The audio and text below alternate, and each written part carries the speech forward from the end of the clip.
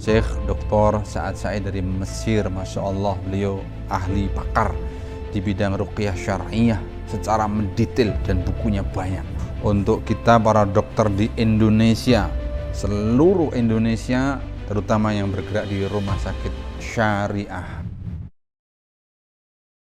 Bismillahirrahmanirrahim. Assalamualaikum warahmatullahi wabarakatuh. Sahabat sekalian, alhamdulillah kita kedatangan guru Syekh Dr. Sa'ad Said dari Mesir. Masya Allah, beliau ahli pakar di bidang ruqyah syar'iyah secara mendetail dan bukunya banyak.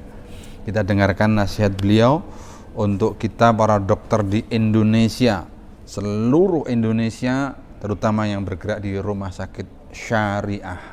Tafadhal Mas Qarasi. Assalamualaikum warahmatullahi wabarakatuh.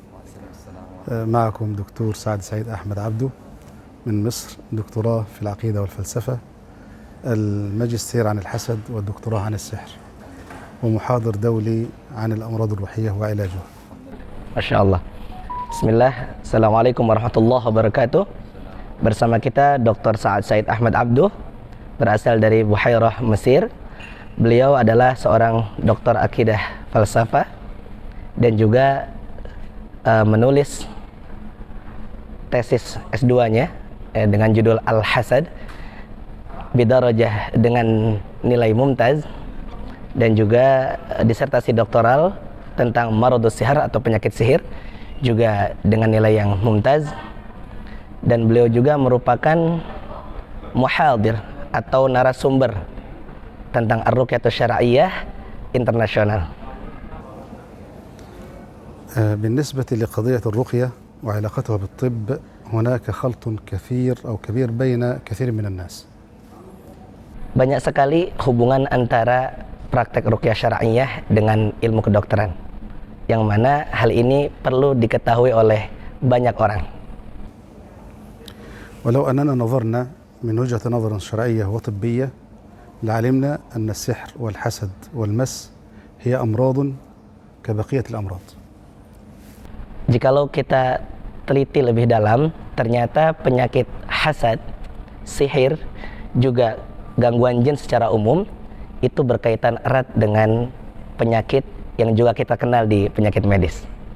ولكن لقلة الدراسات الطبية الموجودة بالنسبة لهذه الأمراض لم يتكلم أحد بصفة يعني علمية أكاديمية تخص هذه الأمراض وتعالجها من ناحية الطب. Namun karena sedikitnya para peneliti tentang metode ar-ruqyatus syar'iyyah, metode ruqyah syariah ini seolah asing dan tidak dikenal oleh para ahli medis.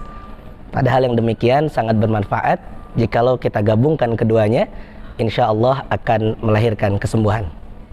ولكن لو أننا نظرنا لآخر تقسيم للأمراض بالنسبة لمنظمة الصحة العالمية سنجدهم يقسمون الأمراض إلى 3 أنواع. Jikalau kita perhatikan pembagian penyakit secara detail, kita akan temukan ternyata penyakit sihir, hasad, dan juga gangguan jin secara umum itu termasuk gabungan antara penyakit medis dan juga psikis. فنجد أنهم يقسمون الأمراض إلى 3 أقسام. Maka kita dapat simpulkan penyakit telah dibagi menjadi 3 jenis. أمراض عضوية بحتة. Yang pertama penyakit medis murni. وأمراض نفسية بحتة. Yang kedua penyakit psikis murni. وأمراض النفس عضوية. Dan yang ketiga penyakit yang tergabung antara penyakit medis dan juga psikis, disebut dengan psikosomatik. وكما هو معلوم أن الأمراض العضوية تعالج عند الأطباء بحسب تخصصاتهم. Sebagaimana kita ketahui, segala penyakit medis lebih tepatnya diterapi oleh ahli medis yang spesial atau spesialis, dokter spesialis. وهذا يعلم العامة قبل الخاصة. Akan diketahui secara umum sebelum menjadi dokter spesialis. يعني أمراض القلب معروفة، وأمراض الجلد معروفة، وأمراض العين معروفة، وأمراض العظام، وهكذا. Ya, secara umum kita dapat mengetahui ya ciri-ciri gangguan medis atau penyakit medis sekiranya berkaitan dengan tulang, dengan badan, dengan kepala, Nah, yang demikian sudah banyak diketahui. والأمراض النفسية أيضا تعالج عند الطبيب النفسي، ومن أشهرها الاكتئاب والشيزوفرينيا والرهاب وغيره. Ya, sama halnya dengan penyakit psikis. Pasti diobati oleh para psikiater. Dan dengan demikian kita dapat mengetahui seseorang itu terkena penyakit psikis, kita tentu lihat dari apa yang dia rasakan. Seperti skizofrenia, lalu delusi, ya, bahkan ketakutan yang berlebih dan lain sebagainya. وهذا الكلام لا إشكال فيه. Dan pendapat ini atau perkataan yang kita bahas tadi tidak ada yang menyangkal satupun, karena sudah dianggap sebagai sesuatu yang maklum atau diketahui. أما الأمراض النفس عضوية Sedangkan gangguan psikosomatik, فاتفق الأطباء على أنها نفسية المنشأ عضوية التأثير. telah dikenal oleh sebagian besar ahli medis sebagai penyakit yang berasar atau berdampak kepada tubuh akibat gangguan psikis. ويقولون أنها تعالج عند طبيب نفسي. Dan sebagian besar ahli medis mengatakan jikalau ada yang mengeluhkan sebuah penyakit yang berkaitan dengan psikosomatik, hendaknya ia berobat ke psikiater. ولكن لو نظرنا للشرع لوجدنا أنه يبين أن السحر مرض نفس عضوي. Tetapi kalau kita jeli dan memperhatikan penyakit sihir, ternyata penyakit sihir adalah penyakit psikosomatik. والحسد كذلك. Begitupun penyakit hasad. والمس كذلك. Begitupun gangguan jin secara umum. وهذه أدلتها موجودة في القرآن. Dan yang demikian dalilnya jelas secara lengkap ada di dalam Al-Quran. يعني عندما يقول ربنا عز وجل سحروا أعين الناس، هنا تأثير عضوي. Sebagaimana firman Allah Subhanahu wa taala, saharu a'yunan nas. Saharu a'yunan nas. Mereka tukang sihir telah menyihir mata manusia. واسترهبوهم. Wastarhabuhum, dan membuat mereka takut yang luar biasa. شدة الخوف. Nah, وهذا شعور نفسي. dan yang demikian berkaitan dengan penyakit psikis. إذن السحر أثر عضويا ونفسيا. Maka dari sini kita simpulkan bahwa penyakit sihir dapat berdampak kepada penyakit medis, juga penyakit psikis. وكذلك في قوله تعالى يخيل إليه من سحرهم أنها تسعى. Sebagaimana firman Allah Subhanahu wa taala di ayat yang lain, yukhayyalu ilaihim bisihrihim annahu tas'a. فالتخييل يكون للنظر. At-takhyil atau delusi berkaitan dengan setiap mata manusia yang seolah melihat sesuatu. وبالتالي هذا تأثير عضوي. Dan yang demikian membuktikan adanya dampak kepada mata manusia. ثم قال فأوجس في نفسه خيفة موسى. Lalu Allah berfirman, fa'aujasa fi nafsihi khifatan Musa. وهنا واضح في نفسه خيفة، أي أنه تأثير نفسي على النفس. Nah, perhatikan kata khifah. Fi nafsihi khifah. An-nafas yaitu jiwa, khifah yakni ketakutan. Ketika Sayyidina Musa duel dengan para penyihir Fir'aun, apa yang terjadi? Beliau merasakan takut secara manusia. Takutnya sesuai fitrah, tidak berlebihan. وكذلك سيدنا أيوب لما قال رب إني مسني الشيطان بنصب وعذاب. Begitupun di dalam firman Allah yang lain, yang mana terdapat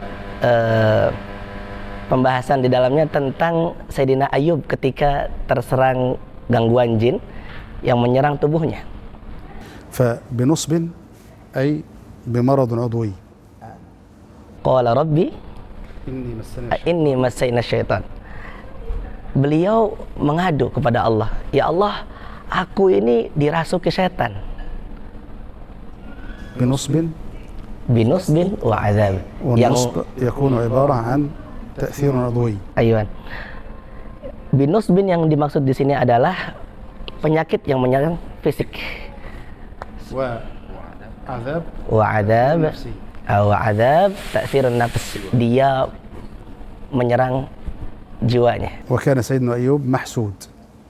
Dan Sayyidina Ayub ternyata terkena penyakit hasad. إذن مع سيدنا موسى كان سحر ومع سيدنا أيوب كان Hasad.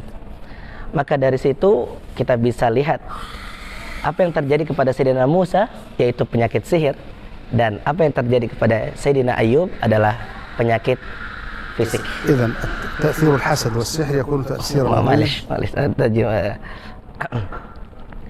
Dan yang terjadi terhadap Sayyidina Ayub adalah penyakit hasad. إذن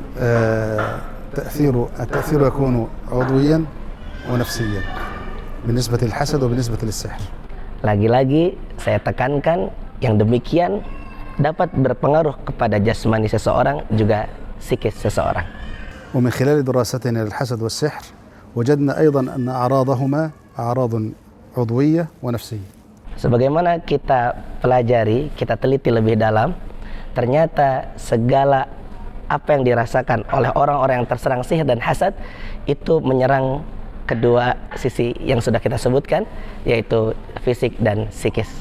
فمثلا من الأعراض العضوية الصداع وآلام الظهر وأوجاع الركبة وأوجاع المعدة والقيء والظواهر المرضية التي لا يعرف سببها.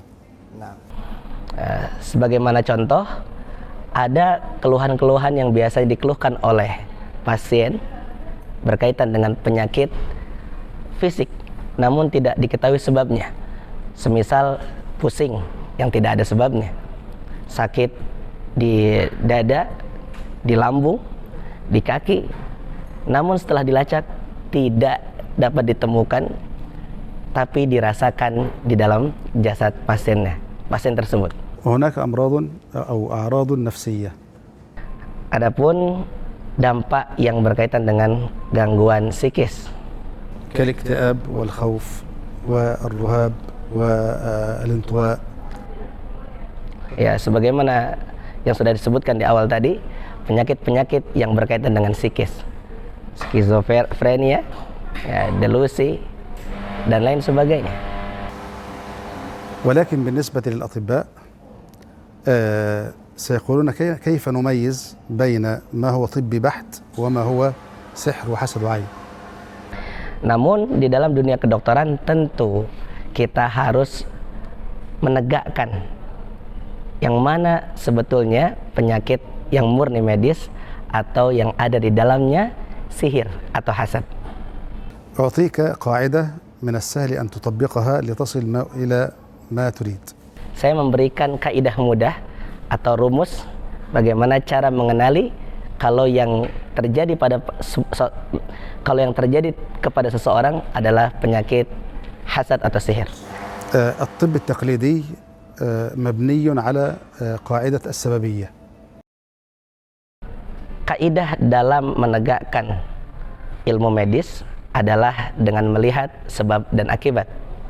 بمعنى أنه ما من مقدمة إلا ولها نتيجة. Artinya tidak mungkin segala sesuatu itu tidak ada sebab juga tidak ada akibat. وهذا قانون الطبيعة. Dan yang demikian merupakan kaidah yang lumrah diketahui. وهذه القاعدة تشمل الطب كله. Dan yang demikian dipakai oleh para ahli medis. وعلى هذا يشخصون ويعالجون.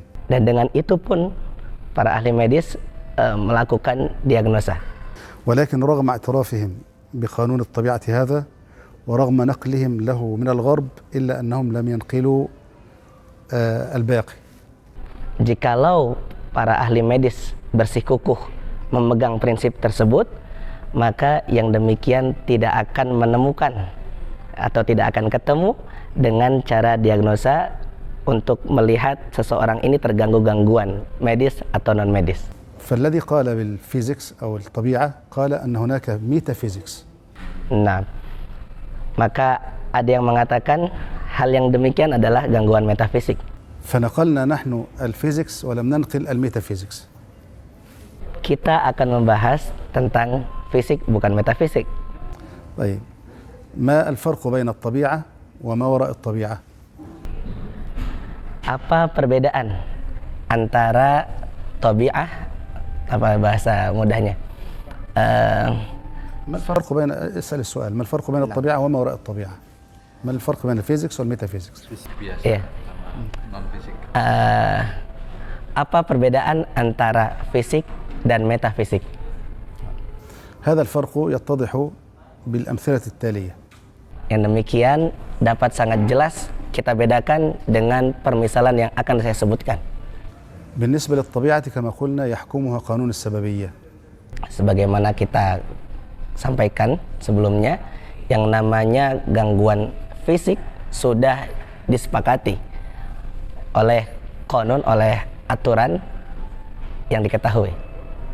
وكل خروج عن قانون السببيه يسمى ما وراء الطبيعه. Segala kaidah diagnosa yang terlepas dari hukum sebab akibat maka disebut diagnosa metafisik. والخروج عن قانون السببيه يكون بطريقتين. Cara mendiagnosa gangguan metafisik ada SOP-nya. الصورة الأولى Yang pertama, أن تتوافر كل الأسباب ثم لا تظهر أي نتيجة.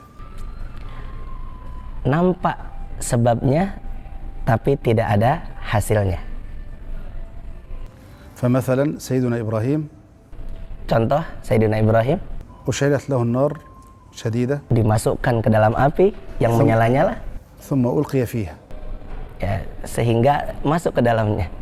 النتيجة المطلوبة Seharusnya apa yang terjadi? أن يحرق، Terbakar. ولكن هل وجدت النتيجة؟ Akan tetapi apa yang terjadi kepada beliau? Tidak terbakar sama sekali. فهذا يسمى ما وراء الطبيعة ميتافيزيكس. Nah, yang demikian kita sebut metafisik. هذه الصورة الأولى للخروج من قانون السببية. Ini adalah cara pertama atau SOP pertama yang kita bisa tegakkan untuk menentukan yang demikian fisik atau metafisik. الصورة الثانية Yang kedua, أن لا توجد أسباب مطلقا ثم توجد نتيجة. tidak ada sebab tapi ada hasil. مثاله ناقة صالح عليه السلام. Contohnya Naqat Saleh. Naqat Saleh yani Jamal. الجمل. Nah, ontanya Nabi Saleh. الجمل يخرج من الجبل. Onta Nabi Saleh keluar dari gunung. كائن حي يخرج من جماد. Mada? كائن حي. Kain haywa. الجمل. Nah, hay kan hay. Onta itu keluar hidup-hidup dari gunung. فأين أم الجمل؟ Mana ibunya unta tersebut? أين المقدمات؟ Mana sebab awalnya? ولكن النتيجة موجودة أم لا؟ Tetapi akibatnya atau hasilnya ada apa enggak? فإذا ما وراء الطبيعة أو الميتافيزيكس هو عبارة عن غياب مقدمات مع ظهور نتائج أو توافر مقدمات مع غياب نتائج. Nah, maka kita dapat simpulkan cara mendiagnosa sebuah penyakit fisik atau metafisik. Ya, kita bisa lihat dari metodenya. Nah, khusus metafisik ada dua kaidah penting. Yang pertama, ada sebab, tidak ada hasil. Yang kedua, ada hasil, tidak ada sebab. Ada sebab, tidak ada hasil. Ada hasil, tidak ada sebab. مثال طبي يتماشى مع هذه القاعدة. Misal, مثال طبي. kita coba seolah ada seorang dokter yang melakukan kaidah ini. امرأة عندها نزف رحمي. Ada seorang wanita yang mengeluhkan nazaf atau pendarahan. وبكل الفحوص والتحاليل ثبت أنها سليمة. Ya, telah dilakukan pengecekan, segala macam pengecekan, namun ditemukan bahwa yang bersangkutan tidak ada masalah di rahimnya. النتيجة موجودة وهي النزيف. Natijah hasilnya ada, dia pendarahan. أما المقدمات غير موجودة. Akan tetapi penyebabnya tidak diketahui dan tidak terlacak. فيأتي طبيب متهور ويقول ننزع الرحم. Apa yang terjadi? Sebagian besar dokter melakukan apa yang terjadi? Sebagian besar dokter memintanya untuk mengangkat rahim. Dalam artian beliau bertindak berlebihan. ولو أنه أحال الأمر لأهله. Jikalau saja dokter tersebut memberikan permasalahan ini kepada yang mengetahui. فبقليل من العلاجات القرآن وغيره يشفى المرض. Katakanlah diterapi oleh para peruqyah syar'iyah, dibacakan Al-Quran, dibacakan doa, maka kemungkinan besar akan sembuh. مثال للحالة الأخرى. Contoh lain. رجل وامرأة متزوجان ويخلوان من كل الموانع من الحمل. Contoh yang kedua, ada sepasang pasutri, mereka menikah dan mereka dinyatakan sehat secara medis dan memungkinkan untuk mendapatkan buah hati. فهنا المقدمات موجودة، الرجل سليم والمرأة سليمة ويخلوان من أي مانع من الحمل. Di sini kita dapatkan rumusan yang beliau rumuskan tadi. Penyebabnya ada. Contoh, penyebab-penyebab untuk hamil itu ada dan memungkinkan. Suaminya ada, perempuan, istrinya ada, dan mereka jauh dari segala penyakit yang membuat mereka tidak punya keturunan. ولكن لا يحصل الحمل. أين النتيجة؟ Tetapi tak kunjung dapat sang buah hati. إذن المقدمة موجودة والنتيجة غير موجودة. Maka penyebabnya ada, tapi hasilnya nggak ada. ولذلك إذا رأى الطبيب أن الحالة التي معه تخرج عن قانون السببية بهذه الأمثلة الظاهرة التي قلناها، أو أن المريض يخضع للعلاج الكامل ولكنه لا يشفى، لأن العلاج الكامل سبب، أين النتيجة؟ Maka dari sini saya mengajak para ahli medis, jikalau menemukan kasus yang demikian, segera dilarikan ke teman-teman peruqyah syar'iyah agar diterapi dengan ar-ruqyatus syar'iyah. Kenapa demikian? Karena telah diketahui bahwasanya segala penyebab yang membuat pasutri tadi untuk tidak mendapatkan keturunan tidak ditemukan. Tapi mereka tidak juga mendapatkan keturunan. وبالتالي نصل إلى إجابة السؤال. إذا كانت نصل إلى إجابة السؤال. نصل إلى إجابة السؤال. Nah, maka kita akan jawab pertanyaan tadi. والسؤال كان كيف للطبيب أن يحدد أن هذا المرض مرض عضوي بحت أو نفسي بحت أو أنه يشمل الحسد والسحر والعين. Pertanyaan pertama, bagaimana para ahli medis menentukan penyakit tersebut adalah penyakit fisik, psikis atau psikosomatik? فإذا كان المرض يخضع لقانون السببية فهذا يعالجه الطب، وإن كان لا يخضع لقانون السببية فهذا يعالجه الرقاة. Maka jikalau para ahli medis ini berpegangan dengan hukum sebabiyah atau sebab akibat, maka silahkan menerapi pasiennya. Akan tetapi jika ditemukan ada pasien yang keluar dari kaidah sebab akibat, maka sebaiknya dilarikan ke peruqyah syar'iyah. شكرا لكم على استضافتكم وجزاكم الله خير على هذه الثقة ونسأل الله عز وجل أن نكون عند حسنها. Ya Rabb, amin. Syukran jazilan Syekh. Ya. Terima kasih. Ya, cukup sahabat sekalian, ini luar biasa nasihat beliau. Intinya apa? Kita para dokter medis di Indonesia harus menerima bahwa terapi ruqyah syar'iyah itu nyata ada, kasusnya juga nyata ada, dan kita sebagai dokter muslim itu harus mengetahui, bahkan kalau perlu belajar dan menggunakan terapi ini dalam pelayanan kesehatan sehari-hari. Terima kasih, jazakallah Syekh. Terima kasih Ustadz Azimam. Mudah-mudahan manfaat. Assalamualaikum warahmatullahi wabarakatuh.